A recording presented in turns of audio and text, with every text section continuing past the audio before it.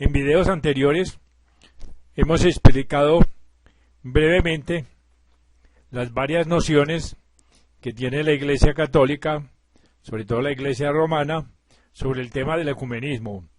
Explicamos en forma breve también lo que dice el último documento publicado por el Consejo Pontificio para la Promoción de la Unidad de los Cristianos, titulado El Obispo y la Unidad de los Cristianos, Vademecum Ecuménico. Dijimos que este documento es un documento muy serio, exhaustivo, muy completo, que resume literalmente no décadas, sino cientos de años en diálogos entre los cristianos y los católicos y las diversas sectas que hay en el cristianismo. En la realidad es que se llegó a muy poco en la práctica, aunque se publicaron muchísimos documentos. Este documento tiende a ser casi que una respuesta final de los católicos a la posible unificación con los cristianos, que son más de 1200 sectas diferentes. Pero como el mundo ha cambiado y la revolución del Internet cambió completamente la educación, no solo en materia científica, sino en materia filosófica y religiosa, se necesitaba un documento que llevara a la práctica una forma de unificar las creencias morales y filosóficas de los cristianos y de los católicos. Hablamos del ecumenismo espiritual, que se ejerce sobre todo por el diálogo, un diálogo de la oración, un diálogo de la caridad, diálogo de la verdad, del trabajo conjunto entre todos los cristianos, y de determinadas formas de ecumenismo que son el pastoral, el práctico y el cultural, que se ejerce mediante acciones conjuntas, como son los conciertos, las exposiciones, las conferencias y el trabajo continuo de los pastores de todas las religiones católicas, compartiendo no solamente los sacramentos, sino también los lugares sagrados. Pero este documento, aunque es muy fino, muy interesante y es casi que una última palabra en materia de unión entre cristianos y católicos, pues es la parte exotérica. ¿Qué quiere decir eso? Que todas las religiones del mundo tienen dos enseñanzas, una para el público, que es dada en parábolas, que es simbólica y que figura en la mayoría de los libros y textos sagrados, por ejemplo el Sagrado Corán, la Sagrada Biblia, los Sagrados Vedas, los Upanishads, el Libro de los Muertos, el libro del Tao Te Ching, etcétera, etcétera. Todas las religiones y todas las culturas han tenido obviamente una explicación resumida, sencilla, moralista, para la devoción que han de ejercer el público en general. Pero había otra exposición, otra enseñanza para los iniciados, para los filósofos de estas culturas, que era un poco más compleja y no se podía dar al público porque se suponía que era iletrado, que no tenía la madurez suficiente para entender algunas enseñanzas que eran muy complejas. Sin embargo, existen mucha literatura esotérica, que era la que se daba a los iniciados, donde se prueba evidentemente que las enseñanzas que se daban a los iniciados eran exactamente las mismas en todas las religiones. Para el efecto, vamos a estudiar esto, que sería lo que podríamos llamar un ecumenismo esotérico. O sea, cómo probar que todas las religiones, a nivel filosófico de sus enseñanzas, tenían las mismas enseñanzas. Existe un libro de la Sociedad Teosófica, fundado por la señora Elena Blavatsky y firmado por la señora Anna Besant, que es una exposición sumaria de la enseñanza teosófica. Ella habla al principio, tiene un título que se denomina lo que estamos aquí tratando, que es la igualdad esencial de todas las religiones. Ella dice lo siguiente: echando una ojeada sobre las grandes religiones de la humanidad, se ve cuánto tienen de común en ideas dogmáticas, morales y filosóficas. Este hecho está universalmente reconocido, pero su explicación se discute de modo muy diverso. Unos pretenden que las religiones han nacido, han germinado en el campo de la ignorancia humana, donde la imaginación las cultivó, elaborándolas gradualmente desde las formas más groseras, como el animismo y el fetichismo. Sus analogías se deben así a los fenómenos universales de la naturaleza, imperfectamente observados y explicados a capricho. Semejante escuela da como clave universal el culto del sol y de los astros. Pero otra escuela presenta la clave no menos universal, que está en el culto fálico. En esta escuela el miedo, el deseo, la ignorancia y la admiración llevaron al salvaje a personificar los poderes de la naturaleza, y luego los sacerdotes aprovecharon de esos terrores y esperanzas, transformando mitos en Biblias y los símbolos en hechos. Mediante sus imaginaciones melancólicas y sus inquietantes contiendas, como la base era en ambas la misma, la semejanza en los resultados era inevitable. Así hablaban los doctores de la mitología comparada, y bajo el peso de tal cúmulo de pruebas, la gente sencilla calla, aunque no queda convencida por completo. Así que no pueden en efecto negar las analogías, pero se preguntan con vaga inquietud: las concepciones más sublimes de los hombres, sus más halagüeñas esperanzas, ¿son sólo el resultado de los sueños del salvaje o de las adivinaciones de ignorantes? Los grandes héroes y mártires de la humanidad, todos los que han vivido, trabajado y sufrido, ¿murieron en la ilusión forjada por los hechos astronómicos o por las disimuladas obscenidades de los bárbaros?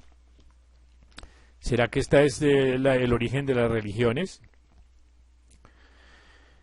No lo parece, puesto que hay una segunda explicación sobre la base común de las varias religiones humanas, que postula la doctrina de una enseñanza original e indica una fraternidad de grandes instructores universales.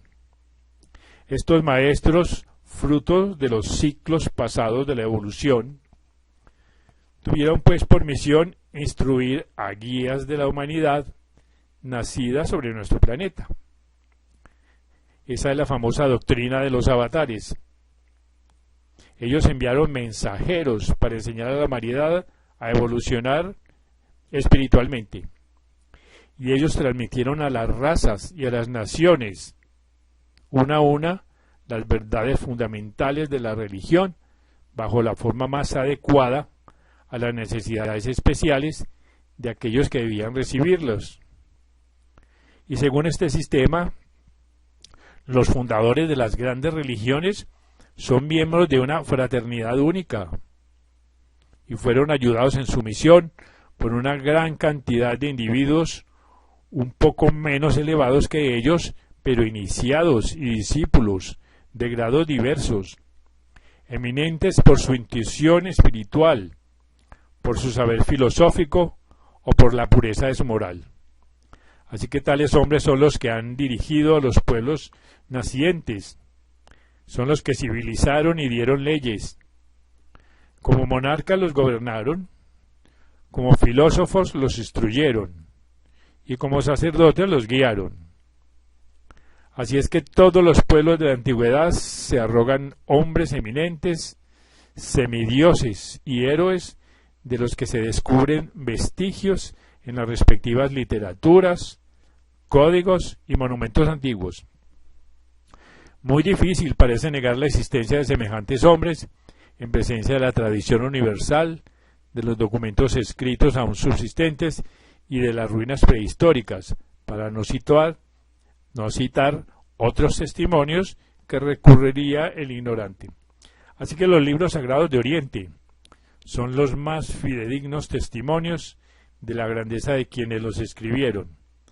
¿Qué puede compararse con la sublimidad espiritual de su pensamiento religioso, con su esplendor intelectual de su filosofía, o con la amplitud y pureza de su moral? Así que como origen y base de todas las religiones, la teosofía no se le puede oponer ninguna otra.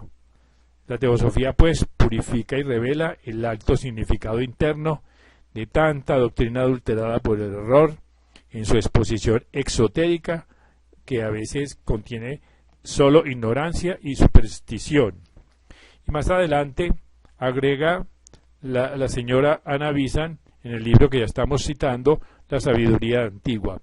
Dice: las verdades fundamentales, pues, enseñadas por los enviados a todas las religiones, pueden resumirse de la siguiente manera, en 5 postulados. Primero, la existencia real, única, eterna, infinita e incognoscible. Segundo, de esta existencia procede el Dios manifestado, el universo que desenvuelve su unidad en dualidad y esta en Trinidad. Tercero, de la Trinidad manifestada proceden innumerables inteligencias espirituales, guías de la actualidad cósmica, jerarquías universales. Cuarto, el hombre es reflejo de este Dios manifestado y por lo tanto fundamentalmente trino, y su yo interno y real es eterno y uno con el yo universal. Y por último, quinto, el hombre evoluciona por encarnaciones repetidas, a las cuales les impele el deseo y de las que se libera por el conocimiento, por el sacrificio, llegando a ser divino en acto, como lo ha sido siempre en potencia. Posteriormente sigue en un espacio muy largo, porque no podemos citar aquí, donde ella prueba que en todos los libros de las religiones, tanto de la China, que es en el libro del Tao, y que en la Cábala judía, que se dan las mismas 5 conocimientos que estamos dando aquí. Luego pasamos a la India y se encuentran las mismas 5 proposiciones. Luego ella pasa a los libros sagrados hebreos y ve las mismas 5 enseñanzas. Luego estudia la religión antigua egipcia y encuentra las mismas 5 enseñanzas. Luego estudia a Zoroastro. Luego estudia la antigua Grecia. Y en tiempos recientes llega al pensamiento gnóstico y neoplatónico, que enseña exactamente estos 5 postulados. Y por último, lo vamos a leer claramente, vemos lo que ella encuentra en la religión cristiana contemporánea de los sistemas gnóstico y neoplatónico, y fue muy influenciado por estos 2 sistemas. Dice que encontramos sin esfuerzo la mayoría de las enseñanzas básicas que ya mencionamos familiares. Dice: el triple logos aparece en la Trinidad. El primero, fuente de toda vida, es el Padre. El segundo, dualístico, es el Hijo, que es Dios hombre. Y el tercero es la inteligencia creadora, es el Espíritu Santo, que al moverse sobre las aguas del caos da existencia a los mundos. Luego vienen los 7 espíritus de Dios y los cohortes de ángeles y arcángeles. Así que es indiscutible la existencia de donde todo procede y a donde todo vuelve, cuya naturaleza nadie puede descubrir.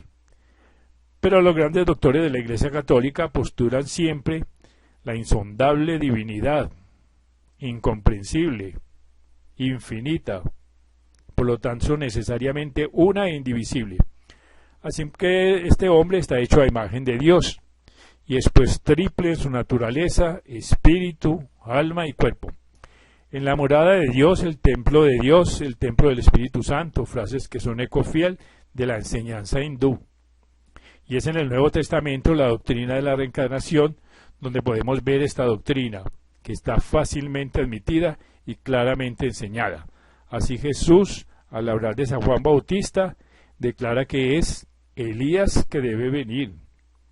Y haciendo alusión a las palabras de Malaquías, dice: yo os enviaré a Elías, el profeta.